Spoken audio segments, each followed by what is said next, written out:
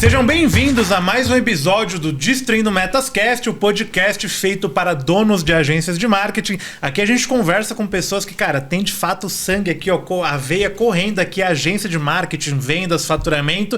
E para compor aqui o nosso time do Destruindo Metascast, eu trouxe a Gabriele Romero, a CEO da Roma Digital. E aí, Gabi, vamos para mais um? Vamos para mais um. Eu tava super animada porque o papo de hoje realmente promete. Vai ser massa demais. Ó, antes de a gente começar esse podcast, eu quero te falar que eu estou com algumas vagas abertas para um diagnóstico comercial da sua agência de marketing, tá? Então eu peguei alguns especialistas da Destruindo Metas em agências de marketing e separei alguns horários ali na agenda deles para algumas agências de marketing passarem por um processo de diagnóstico comercial. Então, se você tem uma agência de marketing que é a ajuda da Destruindo Metas para fazer um panorama dessa agência, é só você clicar no link aqui embaixo desse vídeo ou escanear o QR Code que está aparecendo aqui na tela para você concorrer a uma dessas poucas vagas que eu liberei para esse diagnóstico comercial, tá?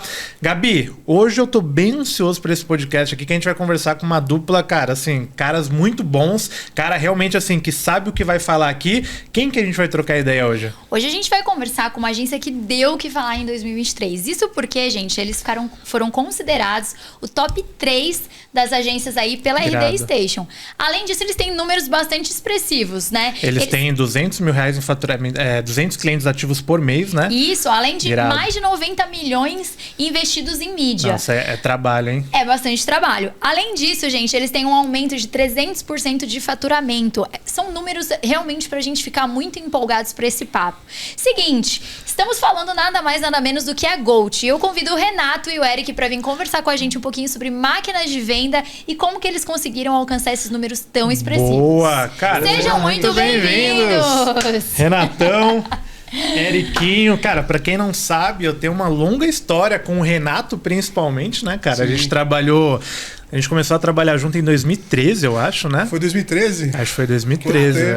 Eu tenho nos meus... Não sei, nessa época eu tava na escola, eu acho. Cara, eu tenho nas minhas lembranças do Facebook, que a gente postava lá, né? Quando a gente batia a meta, e naquela época, já 2013, a gente vendia 100 pau por mês já, velho. E aí eu colocava lá, né? Pô, mais uma meta de 100 mil reais batida. E, cara, imagina, 2013, a gente já vendia 100 pau por mês e, cara, era uma bagunça, né? A gente fazia as coisas ali, mas assim, é muito diferente do que a gente vê hoje. SDR, BDR, essas coisas nem existiam, né, velho? Sim, e aquela época era principalmente inbound, né? Na agência anterior. Na minha parte, que era o puxadinho, era outbound, né? Não sei se você vai lembrar. Não, eu lembro. Vocês, inclusive, atuavam com os clientes, uma parte, né, 20% dos clientes que a gente perdia. Os menores que chegavam no inbound também. E vocês atuavam ali na prospecção, você principalmente na prospecção ativa ali, cara. Foi ali que eu aprendi a prospectar. E já fazia o resultado, você pensa, só foi de 2015, 2013, mais de 10 anos atrás. 100 pau naquela época eram uns 500 hoje. Será? O volume de vendas para fazer 100 mil reais. E o ticket médio não era tão alto, pelo menos na minha área lá. Era baixinho. Era baixo, doideira. Porque eu acabei pegando... Você pegou depois, né? Final, né? Porque o Eric também trabalhou na Gumark, né? Mas ele entrou depois que eu já tinha saído. E você entrou que ano lá? Uns 2015? 2016, finalzinho de 16. Então você vê que, cara, a gente tá com os dinossauros aqui do marketing. Por mais que a gente seja novinho, né? A gente tá com uma galera aqui da pesada. E depois a gente trabalhou junto de novo em uma outra agência de marketing, né? E aí eu trabalhei com o Eric e com o Renato lá nessa outra agência também. Foi uma experiência muito irada. Que experiência, hein? Que experiência. A experiência foi muito boa para aprender coisas para não se fazer nas nossas agências atuais, né? A gente aprende, e toda experiência, eu digo, né, que toda experiência é válida pra gente aprender o que fazer e o que não fazer. Com certeza. Exatamente. E uma curiosidade, assim, que é de lei aqui, é que a galera sempre quer entender, tipo assim, como que esse mundo de agência caiu na vida de vocês? Tipo, o que vocês faziam antes de trabalhar com marketing especificamente? Se era vendedor, se não era, fez faculdade? Então a gente queria entender um pouquinho o que vocês faziam antes de entrar dentro desse universo. Tá, eu vou iniciar, se o senhor me permite. Eu comecei vendendo em loja de shopping. Eu tive um trabalho antes que era auditar vendas em concessionárias, fazer um cliente oculto. Mas o meu primeiro trabalho mesmo, que eu ficava trabalhar às 8 horas por dia, foi em loja de shopping, aquela loucura, loja de surf. E eu entrei em loja de surf porque eu entendia que um dos meus gaps ali, nos meus 16, 17 anos, era a timidez. Então era um cara tímido, não conseguia conversar nada com do ninguém. que uma loja de shopping pra tirar isso, né? Aí eu falei, meu amigo, pra onde que nós vamos? Vamos se jogar, igual filhote de passarinho, eles jogam da árvore pra... Eu falei, vamos pra loja de shopping, porque uma coisa eu sempre tive, que é a parte da competitividade. Sim. Legal. Então eu sabia que eu entrando em loja de shopping, eu ia... Mesmo tímido, você ia dar um jeito de vender, né? Exatamente. Então entrei numa loja de surf, acho que eu posso falar aqui, que é a Tent Beach. Pode, fica à vontade. E eu tive a sorte de... A Tent Beach, na época, com 37 lojas, eu tive a sorte de cair com o ponta da rede.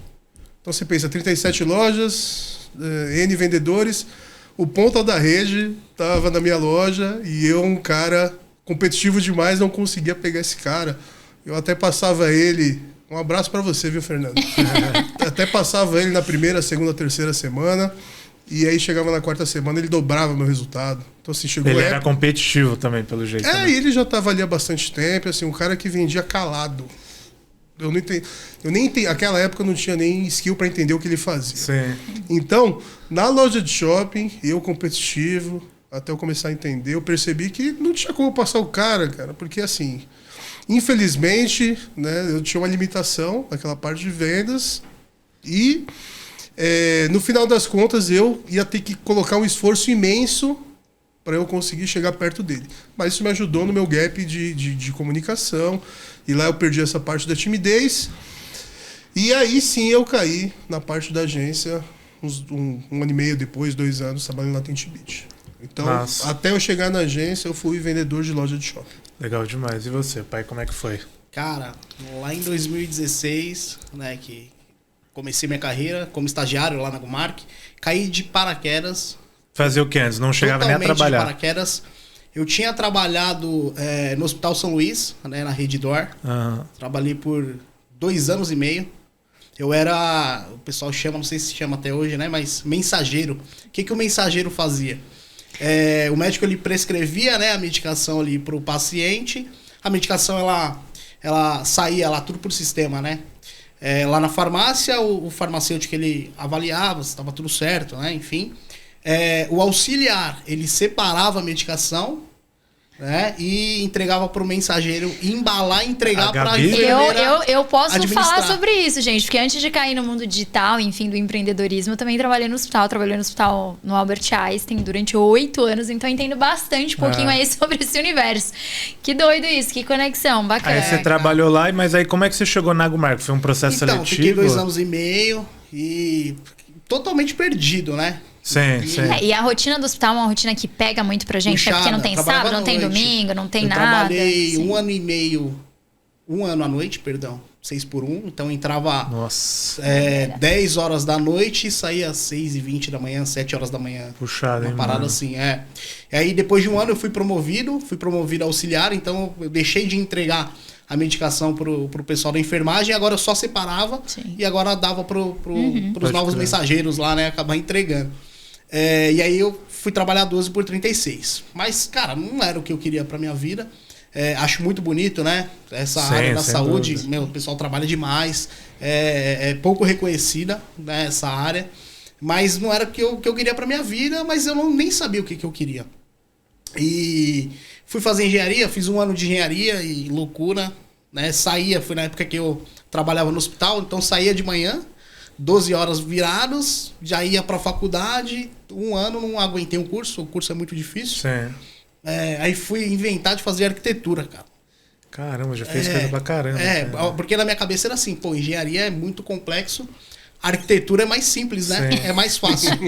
Piorou. Fiquei 2 semanas. 2 semanas. Na outra você aguentou 1 ano pra eu falei, cara, não vai rolar. Enfim, acabei pedindo as contas lá do hospital, fiquei sem fazer nada em casa, né? E eu lembro que a minha prima, ela fazia administração na época, cara. E aí ela chegava à noite na faculdade e a gente começava a conversar. Ela tava super empolgada com o curso e etc e tal. E ela falou, cara, por que você não faz? Porque é mais fácil arrumar um estágio, né, na administração, porque é bem amplo. E eu falei, mas sem dinheiro, como é que eu vou fazer? E aí eu tinha um amigo, o que ele fazia, cara? Ele fazia TI, nada a ver, só que ele estudava o semestre sem pagar E aí, no final do semestre, ele meio que negociava. Né? Tinha muita gente na minha faculdade que fazia fazia isso também. Muita gente, né? E aí, acho que ele falava que até conseguia desconto e tal. E ele sempre fazia isso. Eu falei, cara, eu não tinha dinheiro pra pagar a faculdade. Atenção, crianças, não façam isso em casa. Não façam isso em casa, exatamente. Os meus pais também, eles não tinham condição, né, de pagar um curso pra mim. E eu falei, cara, eu vou iniciar a administração e eu tenho 6 meses para arrumar um estágio de qualquer coisa, né? E aí, se eu conseguir no estágio, eu acerto e, Sim. enfim, né? Vambora. Enfim, comecei a administração, arrumei um estágio na Camisaria Colombo, sabe aquela loja de shopping? Sim. Grande pra caramba. Sim. Na área fiscal. Deu 6 meses, mandaram todos os estagiários embora, né? Tava mal das pernas lá a empresa, enfim. E recebi pela Nube para fazer uma entrevista na Zona Leste, ali no Tatuapé, né? Morava em Itaquera. Eu falei, puta, cara, Zona Leste, né, velho? Você já tem aquele... Né? Porque a Camisaria Colombo era na Vila Olímpia. Eu ia trabalhar de social, sapato, camisa. Outra história, né? Loucura. Eu falei, eu nem ia na entrevista. Falei, quer saber? Não vou nessa daí, não. Caramba. Era vendas ainda, né? Maior preconceito com vendas. Sim. Falei, não vou. E acabei indo. Acabei indo totalmente despreparado para a entrevista. Sem entender muito sobre a empresa, sem saber exatamente o que eu ia fazer. E aí acabei dando de cara com esse cara aqui, velho. Né? E aí isso em 2017? 2016. 16 novembro ainda. De 16. Pode crer. Né? E, cara, fui contratado, né? Depois deu um probleminha ali, mas acabei sendo contratado. Depois e você já foi contratado para vendas? Estagiário em vendas. Estagiário em vendas. Estágio em vendas, Legal. Dá pra ver que, cara, assim, o DNA hoje que eu vejo da agência atual de vocês, da Gold, é muito vendas, né? E dá pra ver que, pô, vocês como fundadores aí da Gold, tem isso já desde também lá de moleque, né? Então dá pra ver que é uma parada que... A gente percebeu com o tempo que a empresa, né, ela sempre tem altos e baixos, né, ao longo do tempo. Eu estou 18 anos nessa área. Sim. Então, tendo em vista que a empresa tem sempre altos e baixos, é muito melhor na parte baixa você tá vendendo. Eu penso muito nisso também. Eu falo muito isso aqui pra galera. Cara, a gente tem uma certeza só em agência de marketing que seus clientes vão cancelar. Por mais que você entregue o melhor serviço do mundo. Se a gente tem essa certeza, a gente tem que ter uma outra certeza que cara, eu tô vendendo também todos os dias. Então, isso é uma parada que eu sempre bato muito, assim. E hoje a gente vê muita galera de agência de marketing focando muito em operação. Então, o cara, ele tá se esforçando ao máximo para deixar a operação redonda, entregar um resultado incrível para o cliente. Eu acho isso importante também, né? Total. Mas o cara, às vezes, ele, tipo assim, colocar num custo fixo ali mensal, 90% do custo do cara é operação e 10% é comercial. E aí, uma hora essa conta não fecha, né? E esse número da operação, ele é muito traiçoeiro. Por que eu digo isso? Porque em qualquer planejamento que você fizer, você vai mexer no número. E o número que vai fazer você ganhar mais dinheiro no final do ano é você reduzir taxa de cancelamento, inadimplência, etc. Porém, a gente sabe, como você falou, cada empresa tem um LTV, os clientes eles vão sair, e às vezes você está imaginando um cenário extremamente positivo porque você tem um produto bom. Você entrega bem. E eu falo assim, dando continuidade no que você está falando, que é meio que como o viver no país da Alice e no País das Maravilhas, né? O dono de agência, ele tem esse conceito quando ele tá no começo ali, ou quando ele tá no meio do processo, que ele fala, pô, eu sou muito bom operacional, eu entrego uma produção de conteúdo incrível, meu tráfego é foda, só que na realidade ele pode ser tudo isso. Cara, você vai se frustrar porque o seu cliente vai cancelar em algum momento e a culpa não vai ser sua. Ele vai cancelar porque deu um problema dentro da empresa dele, porque, sei lá, ele vendeu a empresa. Às vezes não é sobre você, é sobre o negócio do cara. E aí, se você não tem essa preparação, tanto psicológica quanto estrutura mesmo de vendas, você desanima. Você fala, cara, puta, meu negócio não é bom. E na realidade não é sobre isso. Então... Tem uma frase que eu gosto muito que é: marketing bom não resolve empresa ruim, né? E, cara, a gente, né, atende muita empresa totalmente desestruturada. E aí não adianta a gente fazer uma puta de uma geração de lead lá e o cara, pô, às vezes demora 1 mês pra responder o cara, sabe? Não tem como a gente resolver esse problema. Isso é muito comum, né, velho? Sim. E assim, é o que a gente fala. Como eu falei, a gente tem momentos bons e ruins, mas se tá ruim vendendo, imagina sem vender. Então, é o que eu digo. E eu falo isso para todas as pessoas que estão na empresa também. A área de vendas ela é sempre prioritária em qualquer negócio. Lá nos valores da Gold, você tem alguma coisa direcionada a vendas? Da venda em si, pô, agora você me pegou, cara. Peguei? Junzinho. Pegar ajuda pros universitários. Calma, que a universitária aqui deu uma estudada no negócio. O primeiro valor da Destruindo Metas é a empresa que não vende quebra. E é muito puxando isso também. Eu vou falar sabe? pra vocês aqui que mulher preparada é outros 500, viu, minha gente? A Gold trabalha com 4 pilares. Sim. São eles: ferramentas, processos, experiência e trabalho a 4 mãos. Com certeza a área de vendas está no meio desses pilares aí. Sem mas... dúvida, sem dúvida. Com certeza. Eu penso muito nisso também, cara. E aí, entrando nessa parte de vendas, né? Hoje, cara, eu sigo vocês lá no Instagram, eu acho incrível o trabalho que vocês fazem lá. Eu conheço muita gente que trabalha lá e gente muito boa também. E eu vejo vocês batendo meta de venda, tipo, todos os meses, cara. Destruindo de bater meta lá. E a gente quer entender isso, porque eu converso com muita agência de marketing na Destruindo Metas e a gente vê que 90% das agências, o gap ali é comercial, é a geração de lead, negociação, ticket médio. E aí vocês dominam isso muito bem, né? E eu quero entrar nessa seara de máquina de vendas, como que vocês estão estruturando isso. E aí a primeira pergunta que eu queria fazer para vocês dentro desse tema máquina de vendas, cara, hoje como é que está estruturado o setor comercial da Gold, né? O que vocês têm de cargos lá? Como é que tem um head, tem um supervisor, tem um diretor, tem SDR? Como é que está estruturado esse cenário hoje da área comercial? Show. Cara, vamos lá. Até pegando um gancho do que foi falado aqui, do erro das agências focarem mais no operacional do que no comercial. Cara, não faz isso, né? Primeiro ponto. Não tem o menor sentido, cara. Primeiro você precisa vender para depois você entregar. E como a Gabi falou muito bem, o cliente ele vai cancelar por algum motivo, não necessariamente porque você está prestando um mau serviço, né? Ponto. Questão de modelo de time comercial, tá? Isso tem muito a ver com a minha trajetória. Lá na GoMark, cara, a gente não conhecia Outbound, né? Eu, pelo menos, não conhecia Outbound. E acho que no finalzinho ali que você acabou saindo e eu entrei, o pessoal ele não acreditava mais em prospecção, né? Eles falavam, cara, a prospecção, ela não funciona. Que erro. Não funciona. Então, o que a gente fazia? A gente atacava os leads, né, que eram perdidos da equipe do marketing. Do marketing. Era tipo, mas era lead perdido porque não era um MQL, não era um lead qualificado, ou porque não conseguiu contato, alguma coisa do tipo? Cara, era tudo. Qualquer coisa que o time lá principal não conseguiu. Era qualquer coisa. O vendedor falou, não quero atender, vai pro puxadinho lá. Sabe? Entendi. Então, cara, era assim, a GoMark era uma agência muito processual. Sim. Cultura muito forte. O Luizão veio aqui, né? Veio, foi o primeiro convidado. Eu assisti o podcast, um abraço aí pro Luizão. Monstro. Só que, cara, tava focando em outras coisas e ali o time de small business não era, né, o foco naquele momento. Enfim, né? Então, a gente acabou não tendo direcionamento e foi bem complexo. Então eu sempre me ferrei muito nesse sentido, porque não tinha oportunidade qualificada para vender, eu não conhecia Outbound, não sabia, né, prospectar, persona, SCP, fluxo de cadência, tudo que a gente tem hoje, e beleza. Depois a gente acabou indo lá para Falecida, né?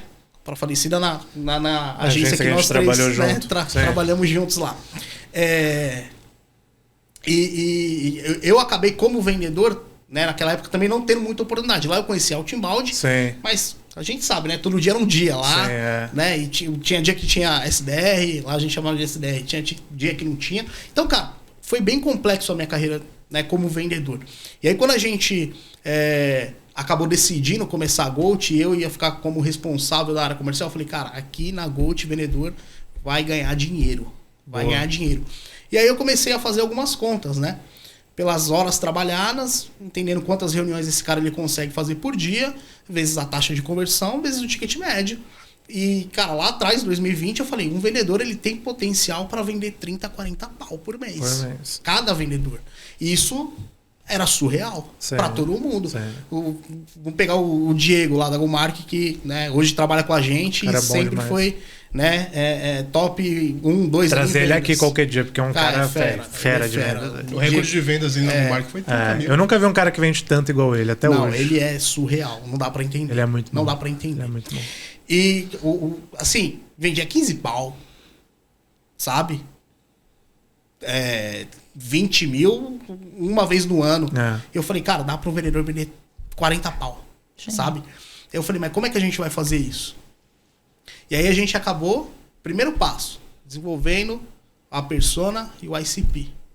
Eu acho que se eu fosse... Cara, Eric, fala uma coisa que foi primordial pra Gold ela ter sucesso dentro do comercial. Persona e ICP. Seguinte... Sabe? Depois desse insight, se você não curtir esse vídeo agora e não clicar no botãozinho de seguir, você tá perdendo muito.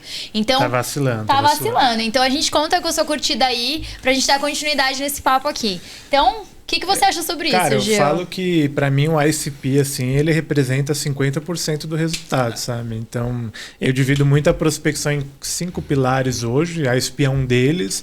Imagina que nos outros 4 estão os outros 50 e no ICP tá os 50. Então, assim, e qual que é o grande lance, cara? É bom você falar isso, porque eu vejo que tem muito dono de agência que negligencia essa parte do ICP porque é uma atividade teórica, né? Então, assim, vou ficar lá, eu já sei quem é meu cliente, não preciso escrever isso num papel, né? Deixa eu já pegar o telefone e sair ligando. Cara, a maior cagada que a pessoa pode fazer. E a briga que das conversas é que sempre assim, tipo, eu não consigo nichar.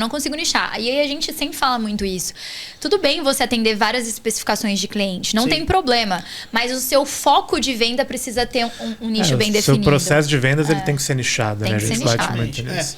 E, cara, né, falando de ICP, tem uma característica nesse nosso mundo digital do ICP, que é a maturidade que o cara tem. Então, obviamente, tem o beabá lá do ICP, que é número de faturamento, número de funcionários, segmentos, isso daí é extremamente importante também. Só que existe a tal da maturidade digital. E aí a maturidade digital, o cara que fatura 10 mil reais ele pode ter, e o cara que fatura 150 mil reais por mês ele pode não ter. Exatamente. Sabe? Então, né, se eu fosse dar uma dica aí pro pessoal para desenvolver ICP, né, ID Customer Profile, o perfil ideal do teu cliente de forma correta é focar na maturidade digital. Qual que é o nível de maturidade do teu cliente? Isso é muito importante. Eu falo muito disso, né? Não adianta você tentar ligar para uma empresa para vender tráfego pago, SEO, cara, para uma empresa que não tem nem site, né? Você não vai conseguir. Eu tenho muito cliente que vende site, né? Agência focada em site. E geralmente esses caras entram na Destruindo Metas perguntando como que eu vou abordar uma empresa que não tem site. E aí eu falo justamente isso. Eu falo, cara, imagina você tentar vender um site para um cara que não tem um site em 2024, né? Deve ser muito difícil. E aí o lance é esse, vai abordar quem já tem site, mas tem um site mal feito. Então, isso é muito importante, mano. E aí lá na Gold você tem essa estrutura de pré-vendas e vendas, né? Isso, então, o primeiro ponto para que um vendedor venda bem é a geração de demanda para esse cara, né? Então foi desenvolvido lá o ICP e nós criamos um time de BDR. Então o mercado, ele fala muito de BDR, de SDR, e aí às vezes confunde. E eu acho que não tem uma verdade absoluta, mas o que eu entendo o que é um BDR e o que é um SDR, tá? O BDR, ele é o hunter. É aquele cara da prospecção ativa. Fazer a prospecção ativa, exato. Ponto, né? Então, outbound, na veia. Tá? O SDR, ele qualifica essa demanda que ela é gerada pelo BDR ou então que ela vem de inbound. De marketing, exatamente. Né? Eu entendo dessa forma. E aí nós temos o closer. Né? Então, lá, só para entender, você tem um BDR que faz a prospecção ativa na unha lá mesmo, um SDR que recebe esse lead do BDR, qualifica esse cara, e um closer que assume o lead que o SDR agenda. Perfeito. Então lembra que eu falei que o meu objetivo era fazer com que o vendedor ganhasse dinheiro? Sim. Ele só faz reunião de proposta e revisão. Ele não faz nem reunião de qualificação. Nem faz reunião de qualificação. Então o objetivo é encher a agenda desse cara com 3, 4, 5 reuniões no dia, né? Trabalhar ali na questão de gestão para que ele aumente a taxa de conversão dele, para que no final do mês ele venda pra caramba e tenha um comissionamento. O cara basicamente ele cuida de proposta e follow-up, mais nada. Proposta e follow-up. O vendedor lá na Gold Digital faz isso. Olha aí, você que às vezes deixa seu vendedor, né, prospectando na rua, ligando, fazendo proposta, fazendo um contrato e até cuidando do cliente, né, cara? A gente aprendeu isso há alguns anos já com o Aaron Ross, né, que foi o cara que escreveu o livro Receita Previsível, que a fragmentação da área comercial é muito importante. Eu bato muito nesse ponto que, cara, o cara que é bom para fazer proposta, negociar, ele geralmente é péssimo para prospectar. Ele não sabe fazer as duas coisas. São perfis muito diferentes, né? Hoje, se eu colocar colocar um closer meu pra prospectar, cara, ele dá tilt e, tipo assim, ele sai da empresa, ele pede as contas. Então não adianta você tentar resolver. Assim, eu até entendo, né? Pô, Gil, minha agência tá começando agora, eu não consigo contratar um SDR, um BDR, um closer, né? E esse é o segundo ponto que eu queria entrar com vocês. Cara, tô começando a minha agência agora, né? Não tenho essa grana para montar uma estrutura dessa com 3 pessoas ali. Quem que eu contrato primeiro? Como que eu faço para começar a construir um time desse? Quer ir nessa daí? Eu posso responder também. Pode responder, você que é o cara da área comercial. Cara, o que eu faria? Eu contrataria pelo menos uma pessoa, tá? Vamos imaginar, somos em 2, né? Então, um cuida da parte, né? Somos em 2 sócios na agência. Um cuida da parte comercial e outro da parte operacional. Boa. Eu contrataria ali, sei lá, um estagiário, tá? Esse cara, ele ficaria responsável e aí eu teria que organizar muito bem a rotina dessa pessoa. Então, essa pessoa, ela ficaria responsável pela geração da lista, né? Ela faria a função de LDR e faria a função de prospecção, agendando para eu acabar fechando o negócio. Você, como dono da empresa, ficaria como vendas ainda. No início eu vendia, cara. No início eu ia pra linha lá. Perfeito. Né? E bem desafiador lá no início, você ligava pro cara, fazia todo o processo de vendas, e aí ele perguntava para você, cara, bacana, legal, sua empresa tem quanto tempo de mercado? Eu falava 15 dias. Sem case de sucesso, sem case de sucesso, nenhuma. Sem nada, mas vamos embora. Né? Mas nada que o volume não resolva. Exatamente. Né? O volume resolveu isso daí. É a mesma coisa que a gente sempre comenta muito. O seu primeiro cliente, ele vai sofrer muito. Porque você vai aprender desde a parte de processos, como lidar, a experiência do cliente, operacional, enfim, o que vai dar certo, o que vai dar errado. E é assim também num fluxo de vendas. Quando eu comecei a agência, eu que era o atendimento, eu que era vendedora, claro que sempre com uma estratégia para aquilo. E hoje, se você me colocar qualquer coisa para vender, eu vou saber vender. Isso é muito importante. Eu vou saber vender. Por quê? Porque por mais que as pessoas acham que venda é intuitiva, existe um processo dentro da venda. Que se você seguir certinho, se você entender bem como é que esse fluxo funciona, não tem como dar errado. Sabe por quê? Porque a sua concorrência, ela é muito ruim num processo de vendas. Então, às vezes a gente até brinca com alguns cases que a gente recebe, algumas, enfim. E a gente fala, essa é a nossa concorrência. Então, assim, se você melhorar o seu processo de venda, você vai estar muito mais à frente do que a sua concorrência. E é uma coisa que só depende única e exclusivamente de você. É isso aí. Eu concordo plenamente. E pensa que quando a gente fala de priorizar área de vendas, a gente está priorizando a operação também. Sim. Quanto mais grana. Exatamente. E quanto mais alinhado está o cliente, mais dentro do perfil, mais menos churn a gente tem, menos cancelamento, menos tudo. Então, tudo nasce em vendas. Então, se nascer errado, aquilo vai cascatear para problema em toda a operação. Então, uma dica, foque no time comercial, faça o time comercial vender bem, vender com volume, porque você vai ter muito menos problema na parte de venda. Faz muito sentido isso, velho. Faz muito sentido. A gente pega muita agência de marketing que tem a operação extremamente redonda, né? O cara, todo ClickUp, Notion, tudo perfeito, só que ele não tem força comercial. Aí aparece o tio da padaria querendo fechar com ele e ele tem que vender, né? Porque ele não tem venda, ele precisa de grana e aí esse tio da padaria destrói toda a operação dele redonda. Então é muito isso. Eu falo do ICP também, eu reforço muito isso, porque se você tem um ICP bem desenhado e você vende para esse cara, você já tá jogando a bola muito redonda lá para a operação que vai atender esse cara muito bem. E aí, pegando esse gancho que você falou da primeira contratação, cara, eu faria exatamente a mesma coisa, tá? Contrataria um estagiário ali, pagaria R$1.000, R$1.500 para esse cara por mês, treinaria muito bem esse cara, eu não esperaria resultado desse cara em 30, 40 dias, assim, 90 dias pelo menos, treinando esse cara muito bem, e eu ficaria como closer o máximo que desse, processualizando tudo, gravando reunião minha, para depois que eu contratar gente, eu ter tudo isso documentado. Aí que vem um ponto muito importante, que eu vejo que acontece muito no mercado de agência. Os caras, eles querem contratar um estagiário, um SDR, um BDR, só que o grande problema é que ele, como dono de agência, não tem a mínima ideia de como fazer uma cold call, um fluxo de cadência. E aí você pega um cara, né, não vamos nem chamar de júnior, é um cara estagiário, ele não sabe fazer nada, e você, como dono de agência, também não sabe prospectar cliente, fica 2 patetas tentando prospectar cliente, né? E aí ferrou. Eu acho que um grande diferencial seu, né, é que você talvez já sabia muito bem prospectar cliente e conseguiu colar do lado desse cara para ensinar ele a prospectar. Então a primeira dica que eu dou também assim para agência, cara, você tem que ser o primeiro vendedor da sua agência e documentar tudo.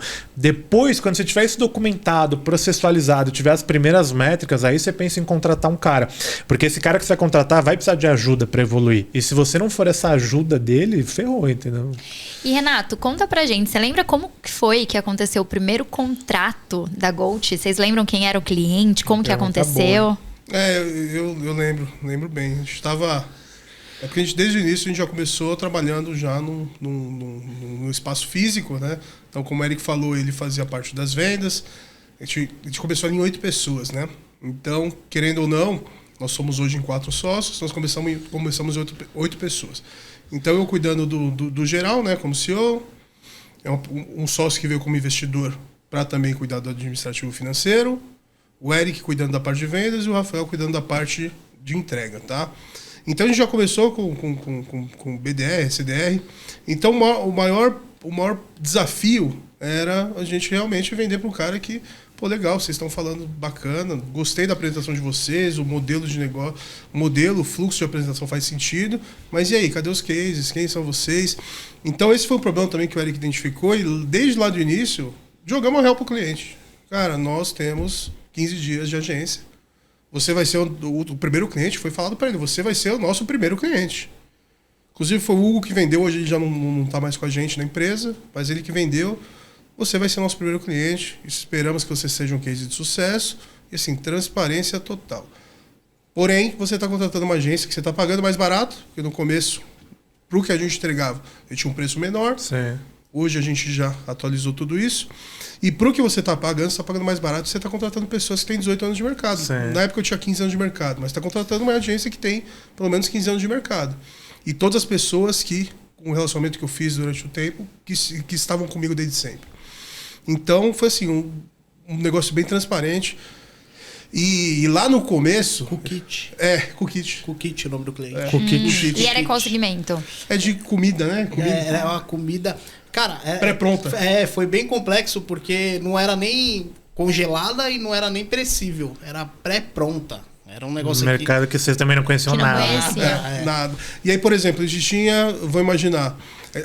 O que a gente entendeu, né, lá no começo, dentro do perfil ideal. A gente percebeu que e-commerce, áreas da saúde e áreas de alimentação, que eram coisas que a gente começou bem na pandemia e coisas que não iam parar. Aí chegou essa Cookit e era basicamente um dos produtos dele. Era uma garrafa assim, com um monte de farinha, com os ingredientes, que você misturava ali um pouquinho de água, balançava na garrafa, uma garrafa de cerveja. E jogava numa forma e você fazia um bolo pronto. Então, assim, o negócio, sensacional.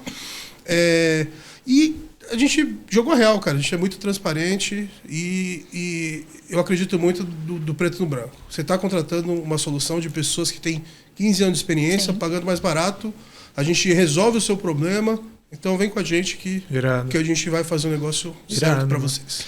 E eu acho que, inclusive para você que está assistindo a gente aí, que está procurando os seus primeiros clientes, enfim, dentro da sua agência, eu acredito muito em transparência também. E aí é válido, se você não tem clientes, cara, se você se dedica estudando, isso tudo é válido para você apresentar numa hora de numa apresentação Sim. de proposta. Sim. Então os cursos que você já fez, as mentorias que você participa, investimento em conhecimento é uma coisa que ninguém nunca vai tirar de você. E isso pode ser colocado em mesa na hora de uma negociação, então... E principalmente, a gente tem que saber onde a gente está, né? É uma virtude muito, muito importante a gente saber onde a gente está. Hoje a Gold, ela atua com clientes que já não tem tempo ou não tem expertise para fazer a própria campanha. E esse cliente deixa de ser nosso quando ele ganhou tanto dinheiro e internaliza uma área. Então esse é o nosso cliente. Então se você está começando agora, você tem que saber o seu lugar do quê? Cara, eu não sou uma agência, não tenho case, porém, eu vou atender na Gold, a gente atende escala. Sim. Então, se eu quero tirar clientes da Ghost, o que eu falo? Eu vou te dar uma atenção muito mais personalizada do que a Ghost. Eu falo, isso é muito importante, porque às vezes pode falar, pô, legal, eles usaram um argumento ali para contornar essa objeção de sem cliente com tempo de experiência, né?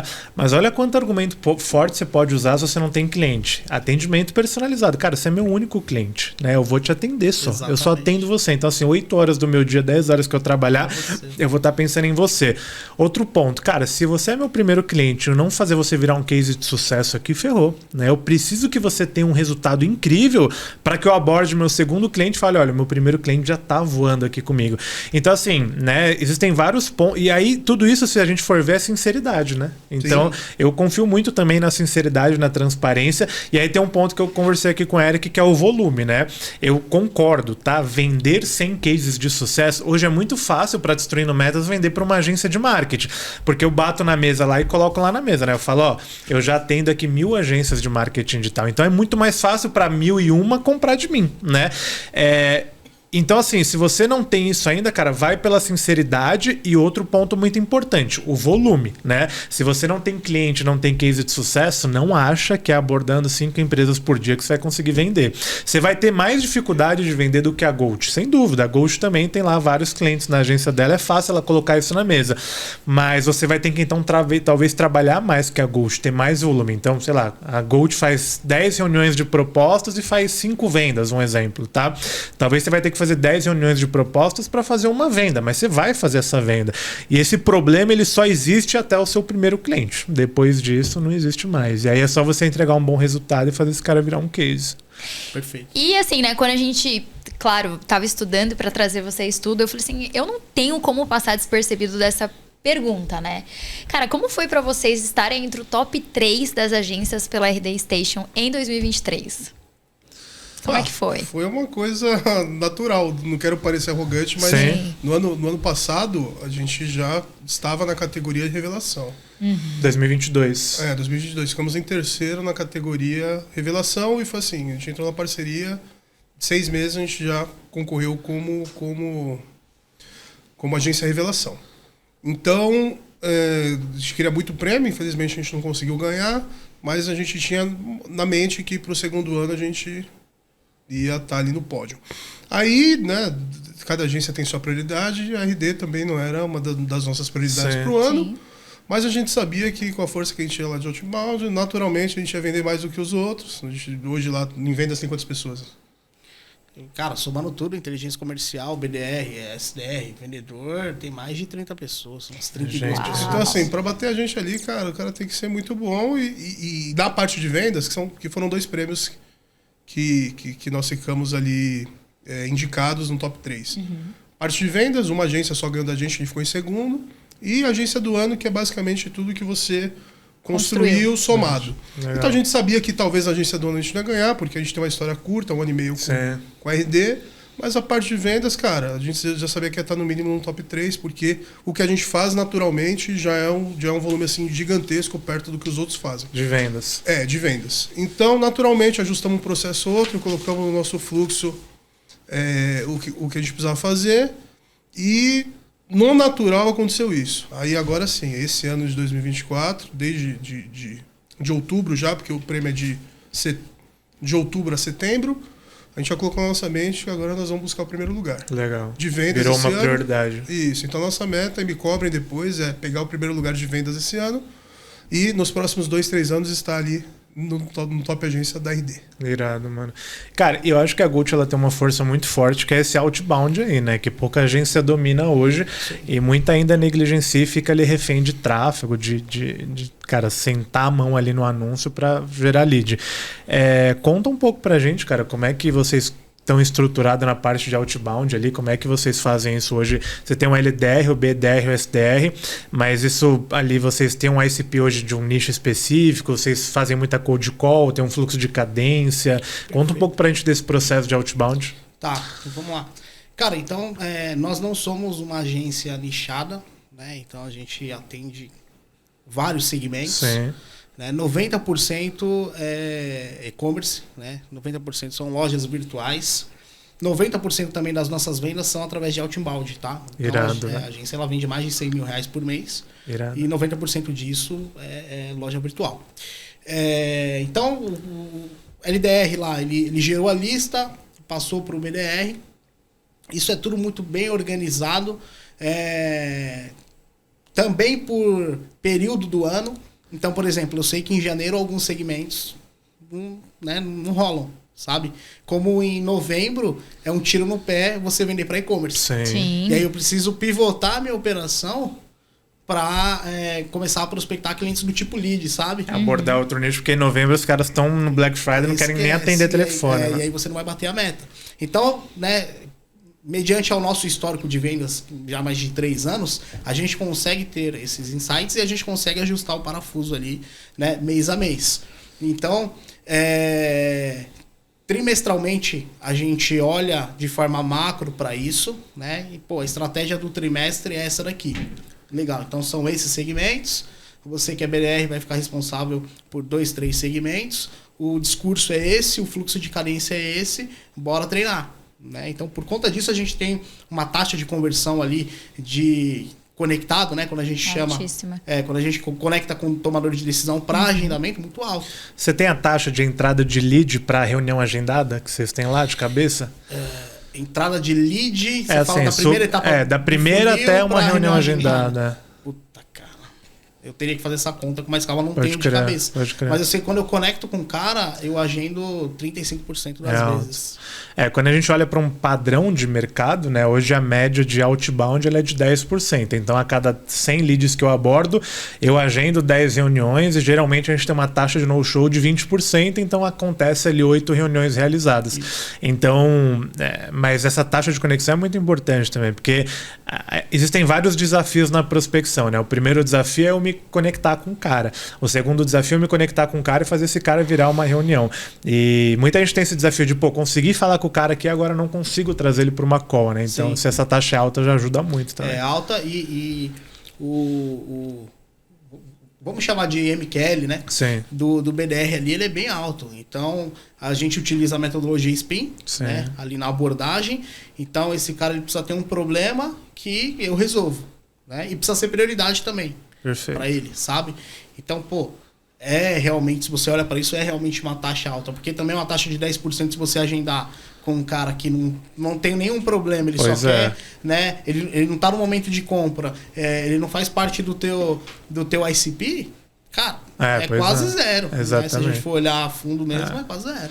Agendar a reunião é fácil pra cacete, né? O difícil é agendar a reunião com um cara que tem prioridade e o problema que você tem. Eu lembro uma história, eu tava numa empresa que eu trabalhei como diretor na Rich Local na época.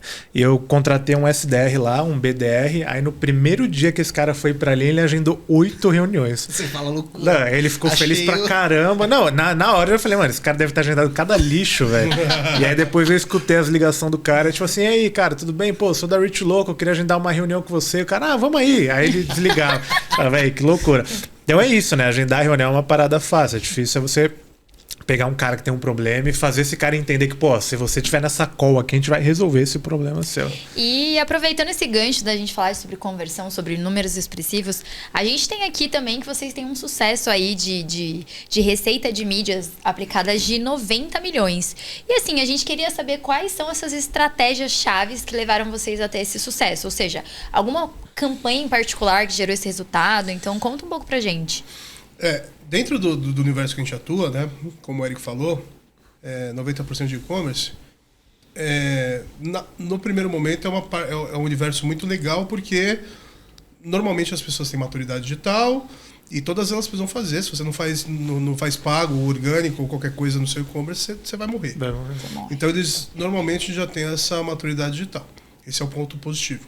O ponto negativo é o seguinte: quem nunca viu aquele cliente de lead que te atende a cada 3 meses e te paga durante 3 anos e os 3 leads que você manda para ele por mês tá bom e tá tudo ok.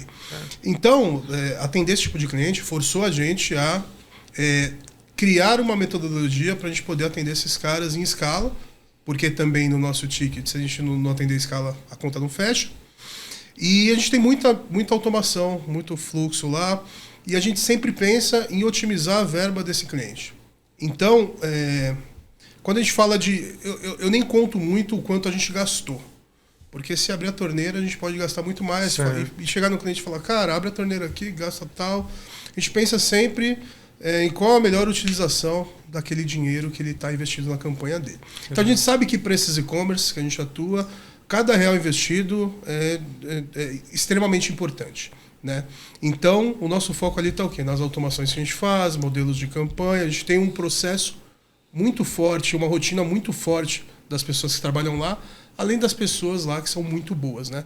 Então, a gente fez um mapeamento de atividades que geram valor para o cliente. Às vezes, não é uma conversão, às vezes o cliente está querendo também a conversão, mas uma parte da marca. Sim. Porque no final das contas, o cliente quer vender. Então, a gente fez um mapeamento de atividades que geravam valor para as atividades que a gente estava fazendo, basicamente. No final das contas, a gente entendeu que 70%, 65%, 70% das atividades que uma estrategista ali de mídia, as pessoas colocavam mão na massa, não geravam valor. Eles perdiam 30%, 40% só em atividades que geravam valor. O que a gente fez? Tudo que não gera valor, ou o estagiário faz, que é uma coisa, ou a gente automatiza. Aí criamos um time lá também de desenvolvimento, e esse time automatizou essas tarefas. Então, hoje, as nossas pessoas ali, os nossos colaboradores bons de mídia, eles trabalham em estratégias da campanha, coisas que vão trazer resultado para o cliente. Então, eu olho sempre mais o ROI do que o dinheiro investido. Porque também é a medalha, né? Pô, gastamos 50 bilhões em... Beleza. Sim. Mas quanto que está vindo de retorno para o seu cliente? Sim, com certeza. E isso a gente olha também na LTV, que tem aumentado a cada mês. Então, o mercado de e-commerce, e o Eric até falou, dica para vocês, tá? Novembro, vocês não podem vender para e-commerce, porque ninguém vai comprar. E a gente aprendeu isso aí. E isso tem várias coisas, e aí vem a importância do ICP, né? Eles não aprenderiam isso do e-commerce se eles não trabalhassem muito com esse ICP. E tem muitas coisas que eu aprendo dos meus nichos também por cara, ficar batendo na tecla ali durante muito tempo, né? Perder meta, deixar de bater meta, porque novembro mesmo, a gente foi entender 2 anos atrás na marra, que não dá para vender para e-commerce em novembro. Então, pois é. Imagina se vocês não tivessem entendido isso todo novembro, tentando lá, se ferrando. Não bate a meta. É isso. Então, por isso que vem o lance que eu sempre falo, né? Não existe ICP ruim, existe ICP que você não conhece ainda, né? Porque qualquer ICP que você trabalhar, cara, e aprofundar nele, você vai aprender muito sobre ele, vai chegar um ponto que você vai falar, pô, não dá para ligar para esse cara de quarta-feira à tarde por conta desse problema, né? Não dá para ligar para esse cara de sexta-feira à tarde por conta desse problema. Velho, voltando no outbound lá, que eu acho que é um ponto fortíssimo de vocês. Vocês fazem muita cold call lá?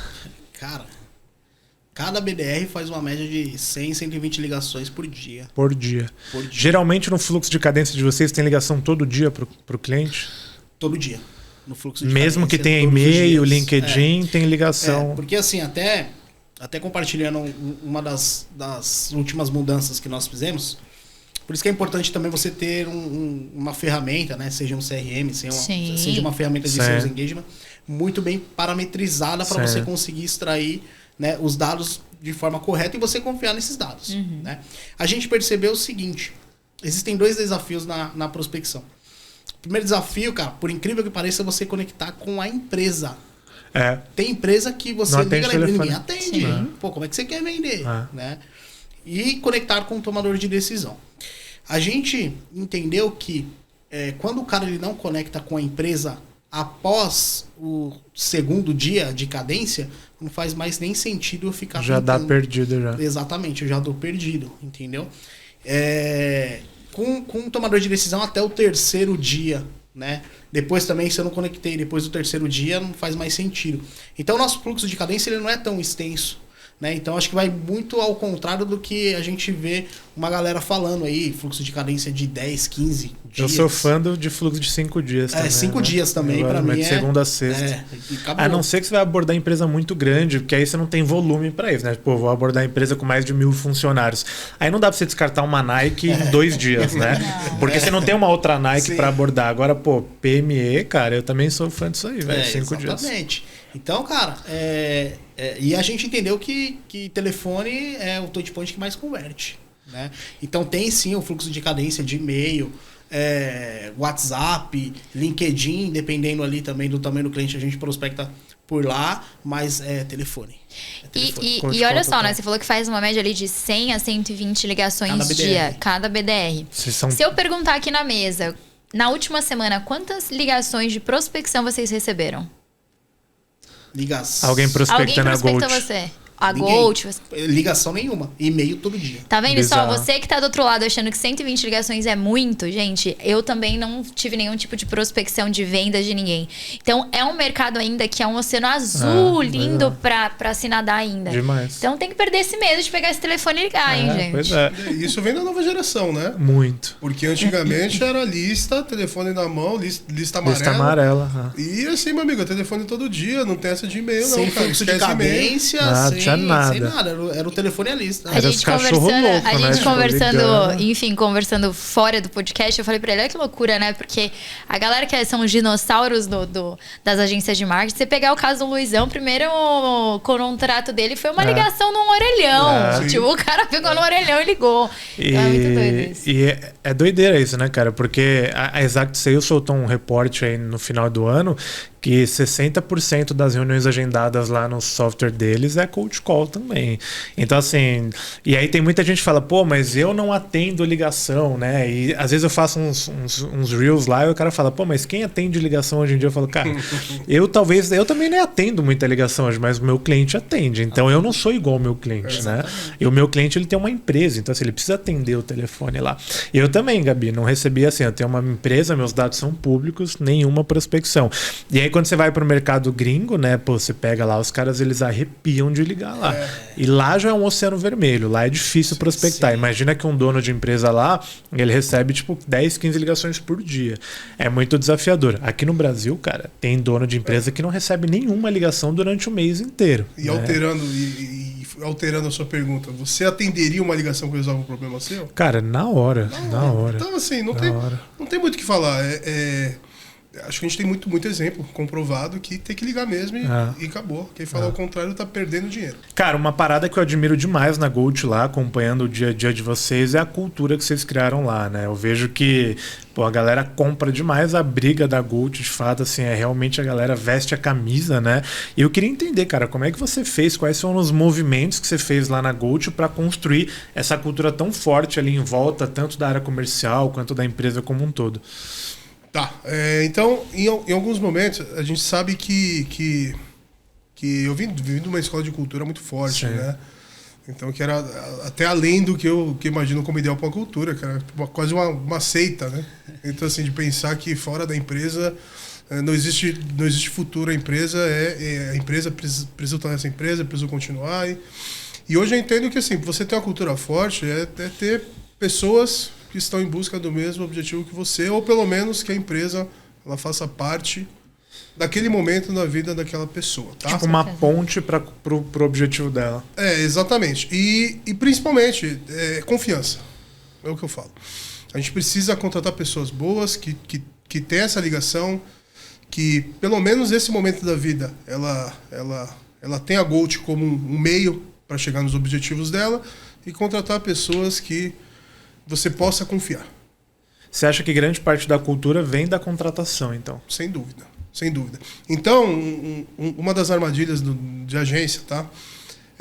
Você começa a crescer, e aí chega um momento que no começo quem faz as contratações são as cabeças da empresa, né? As pessoas que disseminaram aquele primeiro grupo de pessoas que sempre são muito boas. Sim. Aí a armadilha está onde? Quando você para de olhar para essa parte. Aí as empresas derrapam. Então, uma sugestão que a gente faz na Gold. Toda a última fase de entrevista, ou eu faço, ou o Eric faz, ou o Vitor faz, ou o Rafael faz. Perfeito. Porque são pessoas que a gente contrata, que a gente poderia trocar ideia, como a gente está trocando ideia aqui, que eu poderia sair para beber num bar. Não estou falando amigo, tá? Até porque cada um tem as suas afinidades. Sim. Normal, né? E a empresa é um meio para que ele chegue no objetivo dele. Mas não pode ser um cuzão, não pode ser um... Então, precisa ser pessoas que a gente consiga confiar. Principalmente conviver, né? E principalmente, assim, faça o que você gostaria que fosse feito com você. Com certeza. Tem uma frase que o Giovanni fala muito, e eu acho que, assim, se você puder anotar isso, anote. Contrate lento e demita rápido. Então, as pessoas, elas têm essa ânsia de contratação, de que, eu preciso contratar para preencher essa vaga. Cara, você vai ser ter um trabalho, se você for nesse fluxo de eu preciso contratar rápido porque eu preciso preencher essa vaga, é melhor você lidar com a falta daquele colaborador naquele momento do que você contratar errado. Porque contratar errado, a gente já teve a experiência de contratar errado, porque a gente precisava preencher. Se a gente contar a história que deu, né? A gente brinca depois que foi a contratação e a demissão mais rápida da Destruindo Metas. Ficou 30 minutos na empresa. Caramba. Reunião de onboarding, cara, e na reunião ela foi mandada embora. Sério? Sim. Loucura, velho, loucura. E... Não passamos por isso lá ainda, mas... eu quero ver alguém para bater esse meu recorde. Eu acho que vai ser difícil, viu? Mas foi uma contratação mal feita, porque a gente tinha uma lacuna dentro da empresa que precisava ser preenchida rápido. E foi mal feita. Diferente da própria vaga hoje, que tem uma pessoa que, assim... se destaca dentro da empresa, porque a gente demorou para contratar, a gente entrevistou muita gente, a gente pegou as soft skills que a gente queria que essa pessoa tivesse. Então, a gente fala muito sobre isso. Acho que cultura exatamente começa na contratação e vai sendo desenvolvida no dia a dia. E às vezes você tá na guerra do dia a dia ali, cara, uma pessoa vai fazer falta, óbvio, ninguém quer que ninguém fique sobrecarregado de trabalho, mas assim, cara, o que eu consigo fazer para te ajudar? Vamos juntar as pontas aqui. Faça isso ao invés de contratar qualquer pessoa. E assim, eu não sei na empresa de vocês, mas na minha isso é uma coisa muito forte. A minha cultura empresarial tem muito a ver com o relacionamento que eu construo com o colaborador. Então, se o meu colaborador, primeiro eu não vou perguntar se ele executou o que ele tem para ser feito. Primeiro eu pergunto se ele tá bem. Se tá bem, tá tudo bem dentro da sua casa, como é que estão as coisas. A gente tem um caso, inclusive, de uma colaboradora que no meio do processo descobriu um caso de câncer dentro da família. A gente faz todo o aporte para que essa pessoa ela esteja 100% segura dentro do nosso negócio. Independente se ela vai sair amanhã ou não vai, sabe? E ela começou do absoluto zero com a gente, cresceu e tá aí se desenvolvendo absurdamente. Então eu acho que cultura tem muito a ver também com relacionamento. Pensar como um time, né, cara? A partir do que a pessoa entrou, tá passou de todos os critérios. Cara, aquela pessoa é do time, né? E assim, vamos fazer de tudo para que dê certo. É isso aí. E também no momento que você já tem a certeza que vai dar errado, aí é o que você falou, demitir rápido. É aquele dono de agência, aquele CEO que fica trancado numa salinha sem trocar ideia com o time, não funciona mais. Ele tem que estar lá no dia a dia. Eu acho que cultura também está muito relacionado a exemplo, sabe? Eu acho que um CEO de uma empresa, e aí, talvez você não se considere um CEO, você tem uma urgência que seja, mas o exemplo ele arrasta muito. E para mim, o cara que tem que estar com a mão mais suja de terra dentro de uma agência é o dono, sabe? Então assim, meu time tá com dificuldade de vender. Cara, puxa todo mundo numa call, escuta eles, joga isso para ele e fala, cara, o que a gente pode fazer para melhorar isso aqui? Entra em ligação com os caras, mostra como é que faz. Então assim, o dono tem que estar com a mão suja de terra. Não dá para você ser aquele dono que tá sempre mandando, né? É que nem aquele rei que nunca segurou uma espada. Ele não tem como ganhar uma guerra, né? Os caras que estão abaixo dele não vão confiar nesse rei. Então, o rei tem que estar lá na linha de frente da guerra para resolver a parada, sabe? Olha, gente, papo quentíssimo. Mas sabe o que é triste? Que a gente já tá chegando no final. Verdade, verdade. Você acredita? A gente pode, primeiro de tudo, agora para finalizar, nas partes finais, dar o nosso presente para os nossos convidados, né? A gente tem uma lembrança para vocês levarem. Espero que vocês gostam da nossa lembrancinha, uma recordação para vocês colocarem lá na mesinha de vocês da Gold. Lembrar desse tempo especial que a gente teve aqui. Muito obrigado, hein? Por fazer parte também da história aqui do Destruindo Metas Cast. Da primeira temporada também, né? Primeira temporada. Guardem com muito carinho. Que isso, tamo junto. Tomem café, marquem a gente. Antes de finalizar aqui, galera, eu queria só reforçar que se você tem uma agência de marketing digital, precisa de ajuda em algum desses temas que a gente conversou, preciso melhorar o meu processo comercial, eu preciso vender mais, tô dependendo muito de indicação, ou tô cobrando muito barato, a Destruindo Metas é uma consultoria de vendas especializadas em agência de marketing.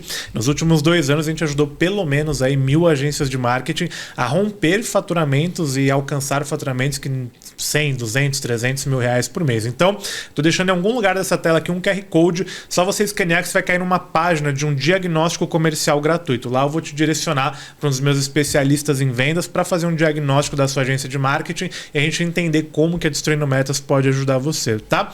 Perfeito. E aí, se mais você estiver ouvindo a gente pelo Spotify, tem um link aqui também que você pode acessar, tá bom? Boa demais. Imagina. Seguinte, falando sobre o futuro. Se a gente colocasse talvez aqui aquele óculos em que a gente pudesse teletransportar a Gold para daqui 10 anos. Como que vocês enxergam como estaria o cenário da Gold dentro do mercado e o mercado tanto tradicional quanto digital? Não, vai lá. Batata quente. Não, cara, eu como o nome mesmo já diz, né? Gold vem de maior de todos os tempos. Então a gente não quer nada menos que isso. Então, ser a maior, tanto em nível de faturamento quanto de entrega, com os melhores números e de uma forma reconhecida pelo mercado. Irado. Não da boca para fora. Então, Não é tipo, eu sou e ninguém sabe, né? Eu sou a maior agência de marketing digital da Zona Leste, bairro Tatuapé. Não, a gente quer ser a maior dentro dos clientes que a gente atua. Com certeza. E é isso. Então, não vejo nada menos que isso para pelo menos nos próximos 5 anos. E vocês acham que tem alguma novidade estratégica para o mercado, para o futuro? Algo que vocês preveem, que vocês falam, cara, acho que o mercado vai estar mais aquecido para isso? Galera de agência tem que ficar de olho nisso. Cara, a gente participou do Summit, né, agora em novembro, e o mercado tá falando muito de inteligência artificial. Sim. Então, você precisa estar compenetrado nisso daí, porque os clientes eles vão começar a cobrar. Como é que você tá utilizando a inteligência comercial dentro de uma estratégia de campanha, sabe? Dentro de uma estratégia de conteúdo, entende?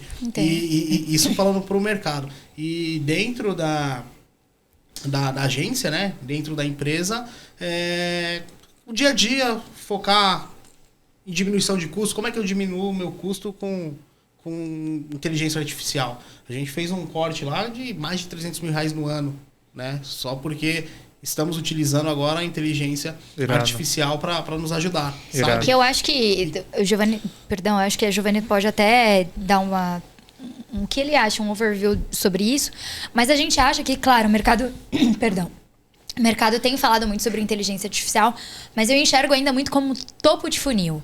Tipo, as pessoas falam de inteligência artificial, acho que é abrir lá o ChatGPT, escrever um comando e ele vai responder. E quando a gente tá falando aqui, gente, pro mercado futuro, inteligência artificial é totalmente diferente desse topo de funil que vocês estão achando que é. Sem dúvida, concordo plenamente. Acho que eu também, assim, eu penso que antes de pensar em inteligência artificial e fazer uma redução de 300 mil reais no ano de custo, como a Gold, né? Cara, olha pro arroz com feijão, né? O arroz com feijão ele é muito importante. Então, não adianta você pensar em inteligência artificial se você, não tem um outbound rodando, né? Gerando lead para você. Se você não tem geração de lead, se você não tem que seja um Notion, um ClickUp minimamente configurado para atender bem o seu cliente. Então, concordo plenamente, a inteligência artificial é muito importante. O seu cliente vai te cobrar disso, com certeza, mas eu acho que antes de você pensar nisso, né, a pergunta é o que vocês veem para os próximos 10 anos. Então, pense que é uma visão deles para os próximos 10 anos. Agora, se talvez a pergunta fosse o que você vê para hoje, seria o arroz com feijão. Eu acho que o arroz com feijão ele é sempre muito bem feito. E assim, não tá vendendo, não tá fazendo 40, 50 mil de vendas para vendedor, ainda tem caminho para você percorrer. Não está com o churn ali aceitável, ainda tem caminho para você percorrer. Inadimplência, são os números base, né, de uma agência.